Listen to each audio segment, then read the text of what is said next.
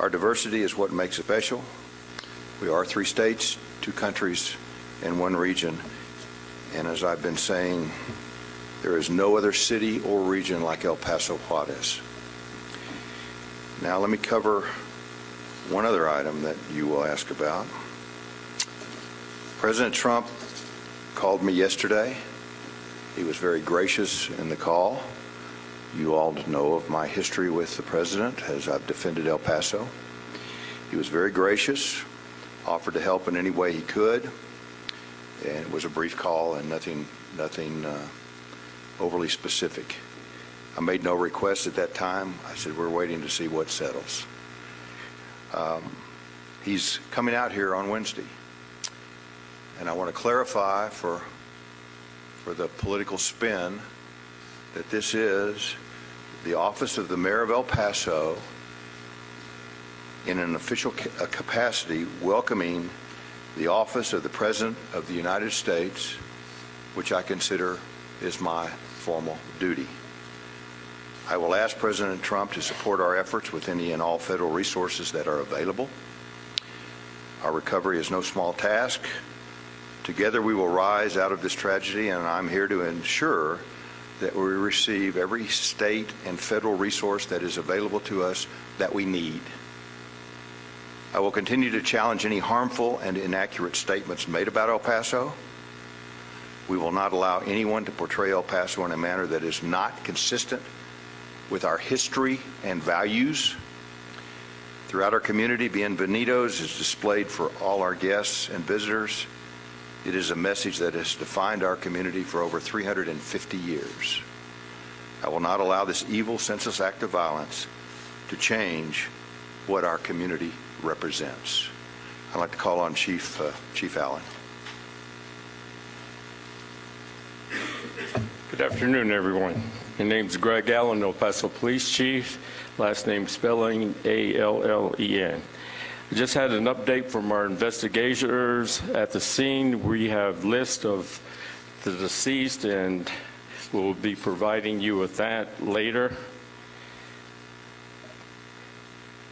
We have now 22 people confirmed killed. Total number of Mexican citizens at 8. We have 15 patients still in the hospital, 2 of which are critical. 9 have been discharged.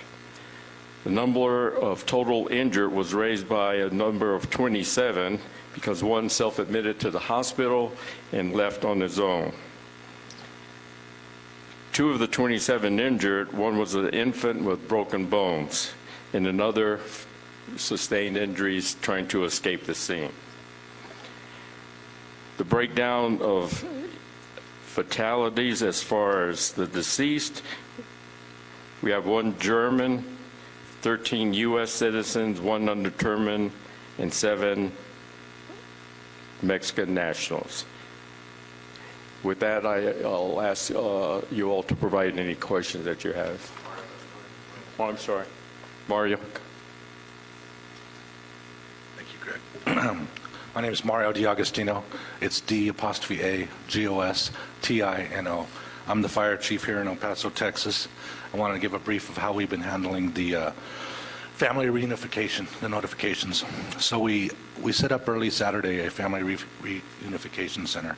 That's been operational since then, around the clock. We'll be transitioning the next day to a family assistance center.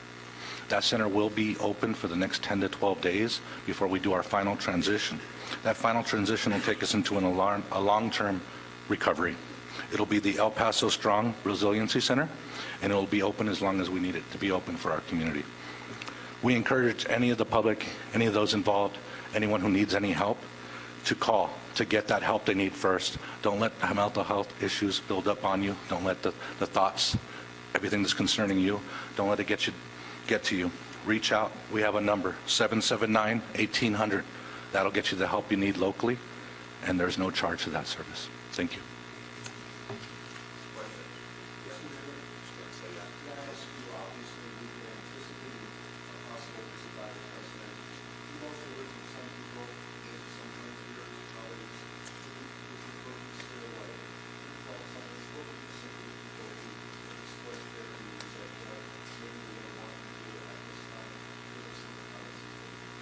Well, I tried to preempt your question with my remarks. I represent the office of the mayor of El Paso, Texas. This is not a political visit as he had before, which I did not visit with him, but I was noted from the podium, as I recall. And he is the President of the United States. So in that capacity, I will fulfill my obligations as mayor of El Paso to meet with the President and discuss whatever our needs are in this community, and hope that if we are expressing specifics, that we can get him to come through for us. I'm already getting the emails and the phone calls, and that's why I'm saying what I'm saying now. I would appreciate if people would save their time and not necessarily have to send them.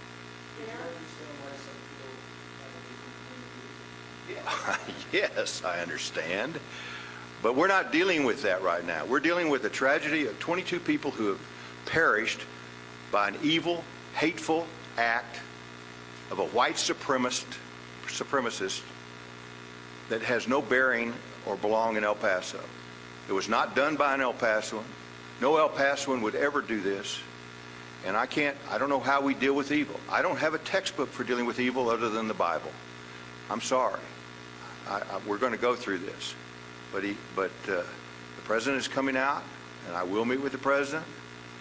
And I guess for people who have lots of time on their hands, I'll deal with their emails and their phone calls.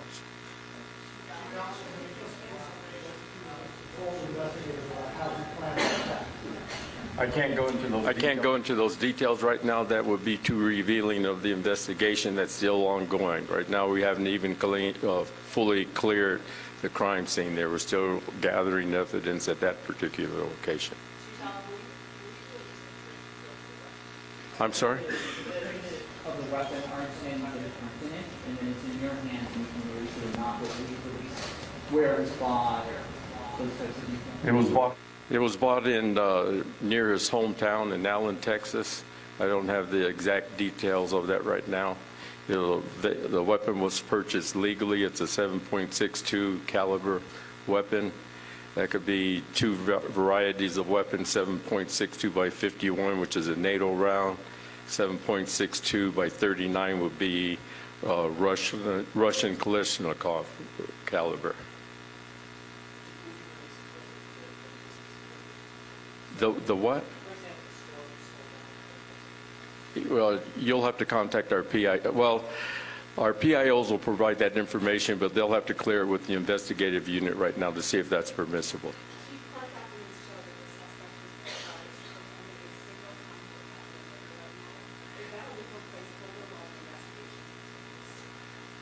Right now, he has no bond. He's under charge of capital murder in general.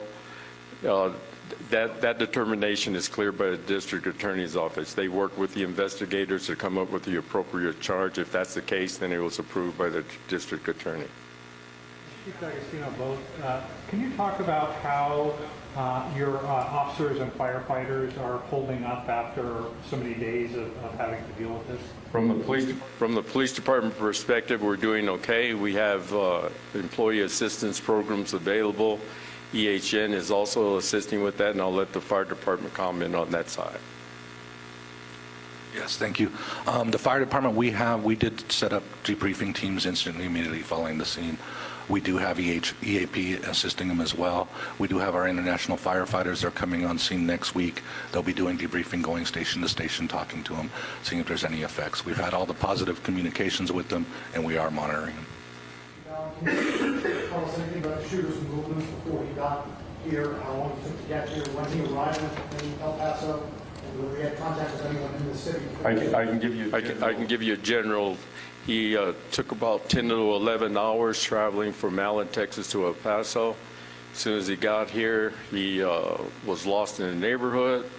After that, he found his way to the Walmart because we understand he was hungry, and that's about as far as I can go without getting into too much detail. Was he cooperating? Was he cooperating? Yes, he cooperated from the beginning. None of this had to be any way coerced from him or threats or anything like that. He volunteered most of the evidence that we were able to utilize at this time. spot that he intends to go to? Can you tell us that? I can't make comment on that directly. Again, that's part of the investigation. Last question, please. How many Mexican nationals were killed? We've had reports of about 7 and 8. That's a good question, because I see it's 8 on one of my list here, but I've got 7 on the list we'll be providing to you. So right now it looks like 7 confirmed from the list with the deceased actually on it. I'm sorry? No, not to the investigators. I asked that question again this morning. Right now, he basically appears to be in a state of shock and confusion. I'm sorry? We don't know that right. We don't know that right now. Thank you all. I'm sorry, would you mind repeating? No, we haven't ascertained that right now.